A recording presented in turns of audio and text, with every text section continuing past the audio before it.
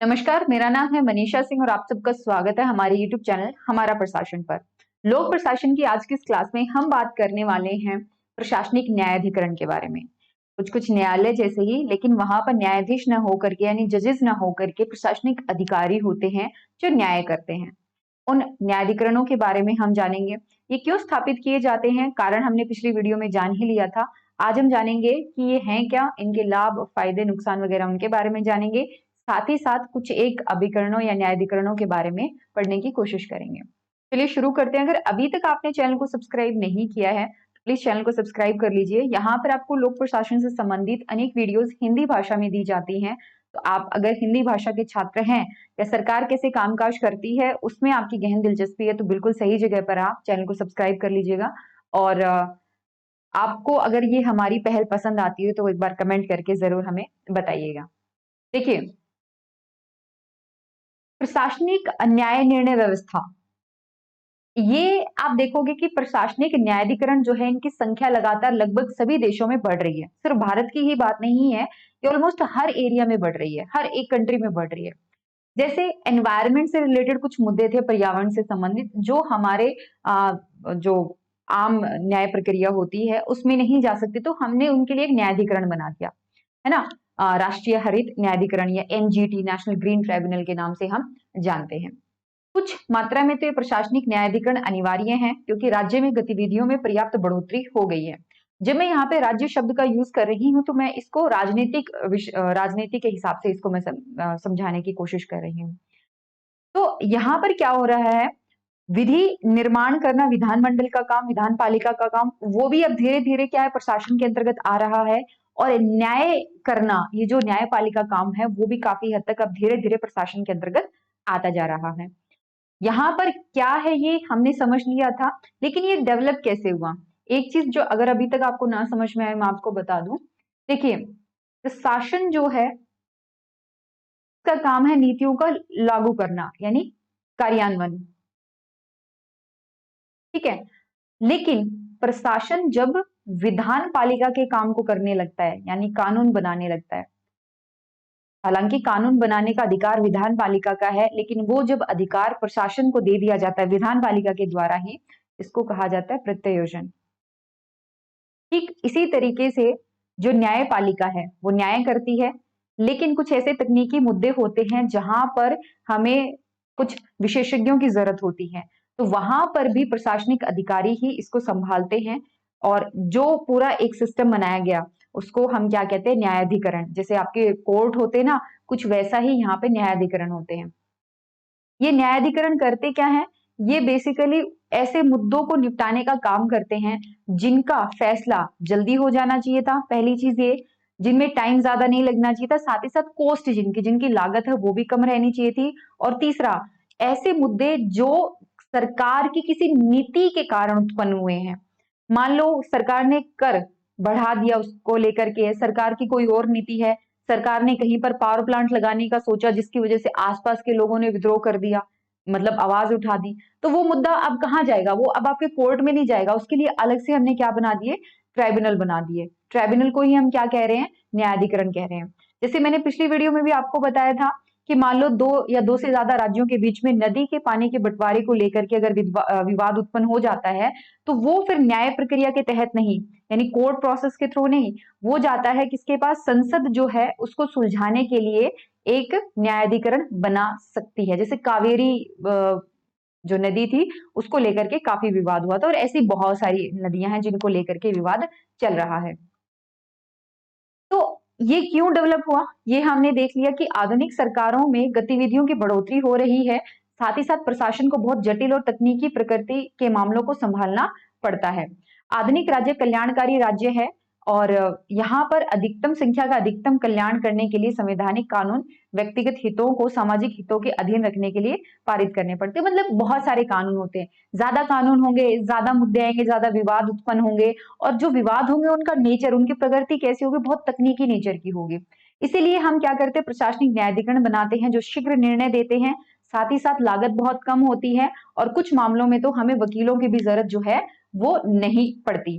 तो ये निर्धन व्यक्ति के लिए उपहार हैं, और साथ ही साथ कानूनी न्यायालय जो होते हैं वो बहुत ज्यादा एक तरीके से उनमें व्यस्तता बहुत ज्यादा है, उनके ऊपर और बोझ ना पड़े, उसके लिए एक बेहतरीन कदम है। इसके अलावा भी अगर हम देखें तो भारत में कुछ महत्वपूर्ण न्यायाधिकरण है, ये आप नोट डाउन कर लीजिएगा। इनके बारे में आपको थोड़ा बहुत जरूर पता हो। प्रशासन जब आप पढ़ रहे हो तो आपको प्रशासन के हर एक अंग के बारे में जानकारी होनी चाहिए। तो ये न्यायाधिकरण है, आपको यहाँ पर इतना डिटेल में नहीं दिया गया है अपने बिहाफ पे, क्योंकि न्यूज में आते रहते हैं। तो जो सभी ज्यादा न्यूज में आ रहा हो उसके बारे में जो है आप आराम से बैठ के पढ़ लीजिएगा। ठीक है, जैसे आयकर अपील संबंधी न्यायाधिकरण, रेलवे दर न्यायाधिकरण, श्रम न्यायालय, औद्योगिक न्यायाधिकरण, राष्ट्रीय वेजेस बोर्ड, निर्वाचन न्यायाधिकरण, केंद्रीय राजस्व बोर्ड, आबकारी सीमा शुल्क बोर्ड, केंद्रीय प्रशासनिक न्यायाधिकरण आदि। इसमें से मैं यहाँ पे बात करूंगी केंद्रीय प्रशासनिक न्यायाधिकरण के बारे में, जिसको हम कहते हैं सेंट्रल एडमिनिस्ट्रेटिव ट्राइब्यूनल। देखिए, संविधान के अनुच्छेद 212 ए के अंदर इसका प्रावधान है, और इसके अंतर्गत केंद्र सरकार क्या करती है कि इस अधिनियम को लागू करने के लिए या फिर इस प्रावधान को लागू करने के लिए केंद्रीय प्रशासनिक न्यायाधिकरण की स्थापना की जाती है। जैसे ये केंद्र सरकार के लिए होता है, वैसे ही ये हम कह सकते हैं राज्यों के लिए भी, जैसे अलग अलग राज्य जो होते हैं उनकी सिफारिशों पर भी न्यायाधिकरण की स्थापना जो है वो की जाती है। इस न्यायाधिकरण का उद्देश्य है लोक सेवकों और शासन के मध्य लोक सेवकों की सेवा शर्तों जैसे वेतन, पदोन्नति, स्थानांतरण, शास्त्री आदि पर उत्पन्न विवादों का शीघ्र निर्णय करना। मान लो आपको एक, मान लीजिए सिविल सर्वेंट है कोई ऐसा प्रशासनिक अधिकारी है, उस प्रशासनिक अधिकारी को ही प्रशासन से अपनी नौकरी से संबंधित कोई दिक्कत है, उसको सैलरी से संबंधित हो सकती है, उसको हो सकता है भर्ती से संबंधित, तो जो सेवा शर्तें थी उनसे संबंधित हो सकता है, ठीक है, स्थानांतरण से संबंधित हो सकता है, कोई भी मुद्दा हो लेकिन उसकी नौकरी का, तब वो कहां पर जाएगा? अगर वो केंद्र सरकार का है तो वो जाएगा सेट में, सेंट्रल एडमिनिस्ट्रेटिव ट्राइब्यूनल में, और अगर वो आता है राज्य के तहत तो वैसे ही यहाँ पर स्टेट एडमिनिस्ट्रेटिव ट्राइब्यूनल्स भी आपको मिल जाएंगे। इनसे फायदा क्या होता है? ये प्रशासनिक अधिकारियों को अपनी समस्याओं का निवारण, समाधान करने का एक तरीका बताता है, जो शीघ्र भी होता है और कम लागत पर भी इसका निर्णय हो जाता है। और ये हो क्यों रहा है, ये मुद्दा आया क्यों? क्योंकि सरकार की नीति ऐसी थी। सरकार की नीतियों के कारण जो विवाद उत्पन्न होते हैं उनका समाधान हम ज्यादा अच्छे से प्रशासनिक न्यायाधिकरणों में ही पाते हैं। इसके अलावा आप कमेंट सेक्शन में मुझे बताइएगा कि कौन से न्यायाधिकरण हैं जो ज्यादातर न्यूज में रहते हैं और पीछे कुछ दिनों में किस वजह से न्यूज में रहे थे। जैसे मैं आपको एक समझाती हूँ, एक आता है एनजीटी करके, जिसको हम कहते हैं राष्ट्रीय हरित न्यायाधिकरण या प्राधिकरण भी इस तरीके से कह सकते हैं हम इनको। इनका क्या काम होता है? अगर मान लो हमें पर्यावरण संबंधित कोई मुद्दा है, प्रदूषण से संबंधित है या और कोई मुद्दा है, तो वो कोर्ट में न जाकर के हम क्या करते हैं, हम एनजीटी में जाते हैं और एनजीटी में जाकर के अपील करते हैं। अपील ही हुआ एक प्रकार से, केस फाइल करते हैं।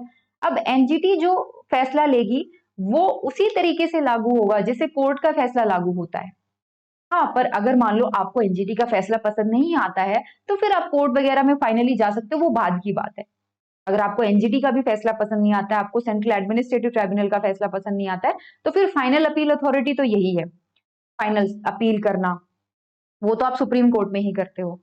तो ये कुछ प्रक्रिया हैं जिनके बारे में हमने जाना। उम्मीद करती हूँ यहाँ से आपको ये पूरा टॉपिक जो है वो समझ में आ गया होगा। हाँ, बस ये इनके जो है आप अपने हिसाब से नोट्स वगैरह हैं वो तैयार कर सकते हैं। प्रशासनिक न्यायाधिकरण का चैप्टर यहाँ पे खत्म होता है हमारा। अब हम बात करेंगे, कल से हम पढ़ेंगे तुलनात्मक लोक प्रशासन के बारे में। तुलनात्मक लोक प्रशासन जो है ये भी एक प्रकार का थ्योरी वाला पार्ट आ जाता है प्रशासन का, उसके बारे में हम समझेंगे। तो अगर आप हमसे जुड़ना चाहते हैं, कांटेक्ट करना चाहते हैं, तो ये कांटेक्ट डिटेल है हमारी। मोबाइल नंबर है 9896859767, जो आपको व्हाट्सएप और टेलीग्राम दोनों पर मिल जाएगा। ईमेल आईडी है contactpreupsc@gmail.com।